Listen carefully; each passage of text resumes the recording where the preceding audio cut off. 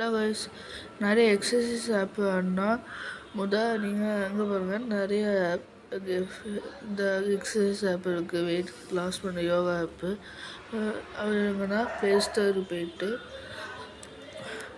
இந்த இன்னும் இதே மாதிரி வரும். ஒர்க் அவுட்டு, வெயிட் லாஸ் பண்ணுறது, இந்த மாதிரி யோகா 30 டே ஃபிட்னஸ் சேலஞ்ச் அந்த மாதிரி வரும்.